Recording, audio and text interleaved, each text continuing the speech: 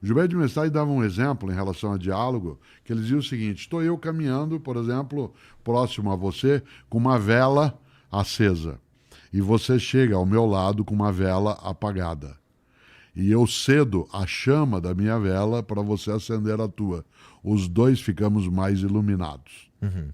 E eu nada perco, porque a vela com a chama acesa comigo continua acesa.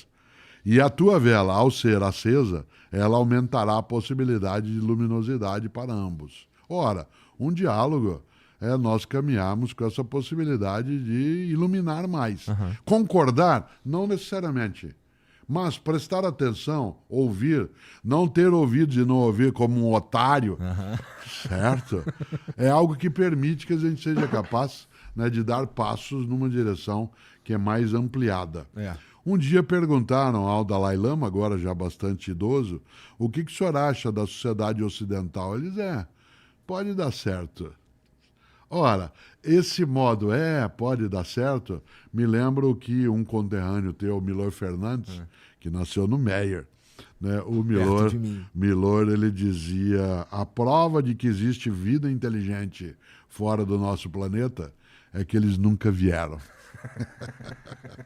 É uma boa citação. E a gente, ao perceber que, pelo menos assim, quando eu olho para como a gente se comunica na vida, e eu diria, acho que primariamente nas redes sociais, assim, o jeito que é mais combativo e com pouca possibilidade de, como você disse, não de concordar, mas de estar aberto ao que o outro tem para dizer, para mim, o sintoma que eu gostaria, na verdade tem no DNA desse programa que eu faço aqui, a ideia de que, olha como é possível conversar com as pessoas, por mais que você não concorde com elas, no fim das contas, né?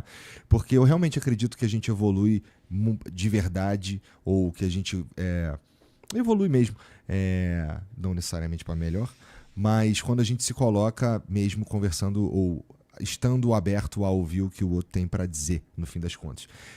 E nesse sentido, lá no começo, né, então no começo não, mas quando a gente estava falando, você falou de etarismo, que tem o preconceito com o velho, tem o preconceito com o jovem também, eu vou precisar confessar que eu tenho um pouco de preconceito com o jovem.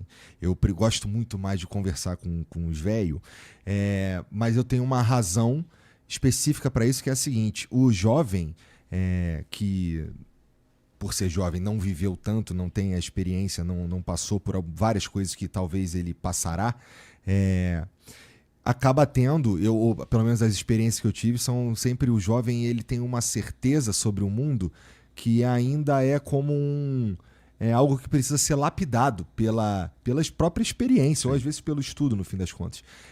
E aí eu tenho um pouco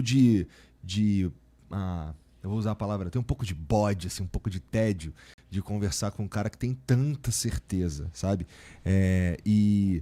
Você vai conversar, por exemplo, de temas como política com um jovem de 22, 23 anos, esses caras, assim, quando estão dispostos a conversar sobre isso, eles têm tantas certezas sobre o mundo que eu fico, cara, como é que esse cara pode ter... Como é que ele acredita que esse é o melhor jeito de viver e acabou? Ele ainda precisa viver, sei lá, 3 vezes o tempo que ele está vivo.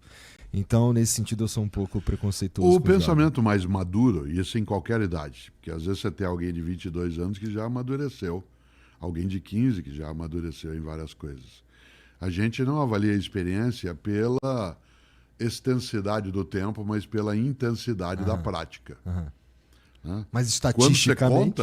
Quando você vê a experiência de alguém, um menino que foi criado numa comunidade no Rio de Janeiro ou na cidade de São Paulo, que são grandes metrópoles com locais de vida muito difíceis, tem muito mais experiência do que eu para sobreviver em ambiente adverso, em dificuldade. Vou usar o termo técnico, né?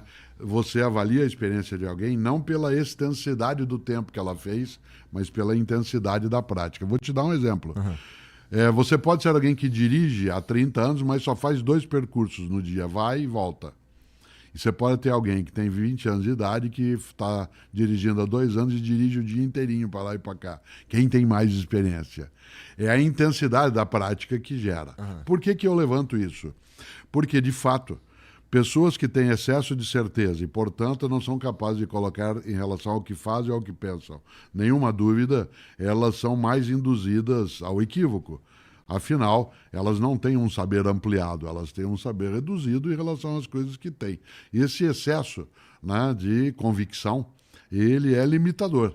Uma pessoa que suponha que o único modo de pensar é como ela pensa, restringe imensamente a possibilidade de ampliar essa própria capacidade. Ora, quando você diz, eu encontro um menino, né, ou a menina de 15, 20 anos de idade, 22, que tem opiniões definitivas, é que a imaturidade ela se caracteriza em larga escala, em qualquer idade, pela definitividade. Por exemplo, quando você tem 15 anos de idade, tudo é definitivo. Uhum. Uma espinha na ponta do nariz te leva a ter desejo de desaparecer. A ideia de que não vai passar nunca. Né? A ideia de que o tempo ele é algo que você não terá. Você chega...